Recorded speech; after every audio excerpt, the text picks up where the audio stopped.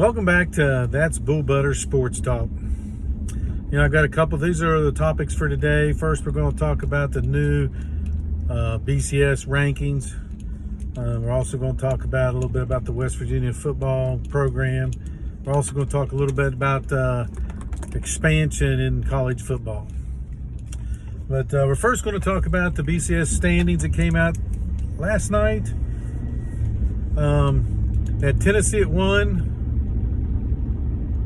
which I think they're very deserving. I mean, they beat one of the top teams in the nation, and they've played a pretty tough schedule. I don't have the problem with them being 1. I think Ohio State's 2.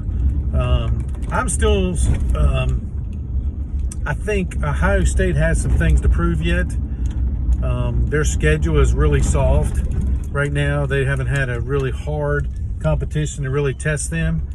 So I'm really looking forward to seeing them play a couple more of the tough top 25 teams to see whether or not they're deserving. I think 3 is Georgia. I think Georgia has done nothing but impress. The game this weekend against Tennessee and Georgia is going to be huge for them because I don't think they have another game on their schedule that has the same impact that that game's going to have for them. They lose that, it might be trouble. Then 4, you got Clemson, which I think's totally fine right now. They're undefeated, but their strength of schedule cannot be anywhere close to anybody else's around. And they have not showed me that they're a bowl championship team yet. I think they're living a little bit more on their name right now and their conference than they are actually performance on the field. They should have lost to Syracuse. Syracuse had a huge no calls and one huge call against them that really lost the game against them against Clemson. Then you have Alabama at number 5. Well, they might not be 5. Michigan's at 5. I have no problem. Michigan, we knew was going to be undefeated going into this part of their schedule because they have really faced one of the weakest schedules, if not the weakest schedule in college football this year. And their only one true test is going to be the last game of the season is Ohio State. But then you got Alabama at 6, TCU at 7. I really think TCU should be above Alabama. Alabama lost to Tennessee, which was not ranked this high. They are now, but they also should have lost to Texas and haven't looked impressive against quality teams. TCU, on the other hand, they've handled their business. They're undefeated. They faced 4 or 5 ranked teams at the time. I think they should have been ranked above Alabama. In that part of the standings. I don't think a one-loss team with the strength of schedule that they have. If you look at TCU's schedule and you look at Michigan's schedule and you're trying to justify Michigan being above Alabama, if you're justifying that, then you have to justify that TCU is above Alabama because TCU's schedule has been much harder than Michigan's schedule.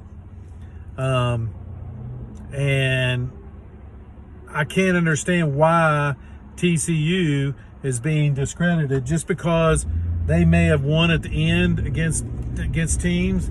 They still won, and they found a way to win every ball game. And they played a great Oklahoma State team. Kansas State was ranked. They beat Texas, and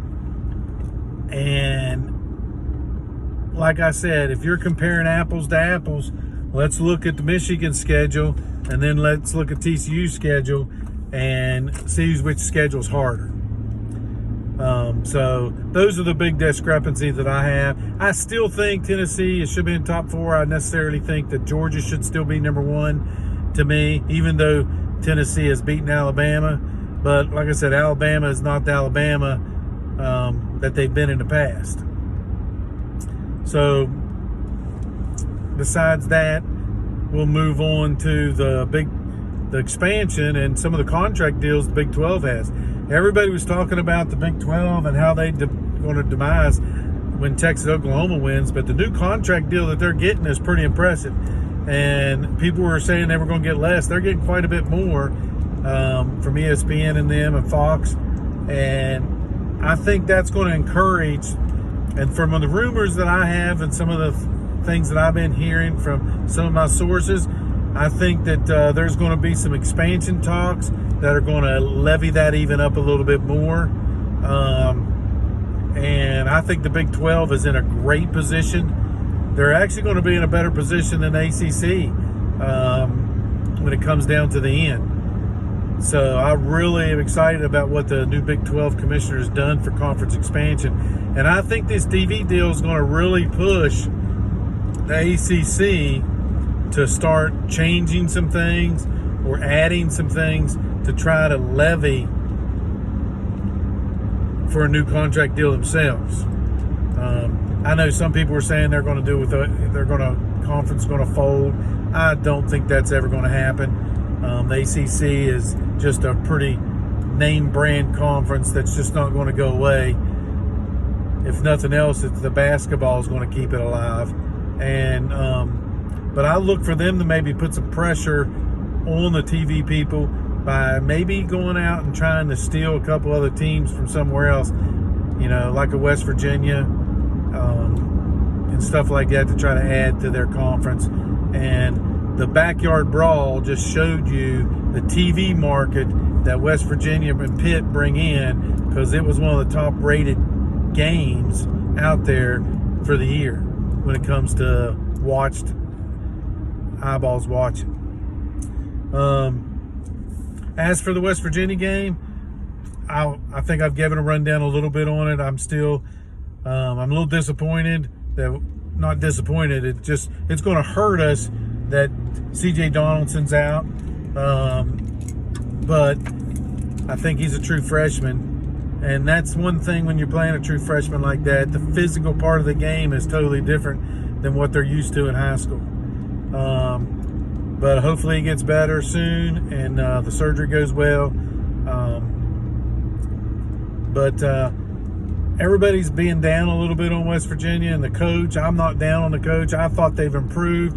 Had a chance to win the TCU game, which was a huge game for them. You catch the ball. If Wheaton catches the ball on that wide open pass and keeps that drive going, that's a game changer. And then if our running back catches the ball when we have a chance to drive down and go ahead on the swing pass to give us positive yard on first down, I think that changes the game. But for the improvement of the team and the effort that they have given, I think that we have had a chance to win every ball game we've played except for one. And as a coach, for as many years as I've coached, if you give yourself a chance to win ball games, that's all you can ask for on your team. And the Big 12 is a tough schedule. It's not one of those things that there's a gimme on any game of that schedule. It's not like you have a Vanderbilt on the schedule or the ACC. ACC conference is totally weak. I mean, it doesn't have, a Virginia Tech on it that is really struggling this year football-wise. And so I'm excited about the football program. I know that a rumor is going around that a booster is trying to give money, big money, if they bring Rich Rodriguez back.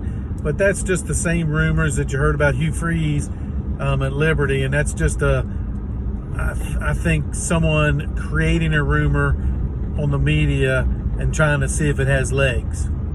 I don't think it has legs. In fact, when I remember Rodriguez and having a chance to play for the national championship and having that pissing contest with the AD and all this kind of stuff before the Pitt game, I think personally Rodriguez didn't prepare well for that game and kind of threw it to give him an out to go to Michigan. Because how are you going to go to Michigan if you're in the national championship game? But to me, I don't think that's the issue or a solution to the problem. Right now, I think adding a new coach would be detrimental to our program. I think it's going in a right direction. It's not going as fast as what some people want it to go, but I think it's going in the right direction. And with all the teams out there that are looking for head coaches, you know, you got Auburn out there. I mean, Jiminy Fires, they're going to have their pick. Look at some of the other teams that are out there. There's just too many Division I, Power 5 schools looking for coaches. And for us to get into that war right now is not a smart move. Not recruiting-wise, not fundamental-wise, not on the field-wise. But that being said, next year, if we can solidify all our players to come back in our recruiting class and Neil Brown doesn't win next year, then it's time for him to go. So I'll just say that in this on this last note, I think that's bull butter that TCU is not ranked even ahead of Michigan when you look at the strength of schedule in the BCS Bowl rankings. So talk to you next time on That's Bull Butter.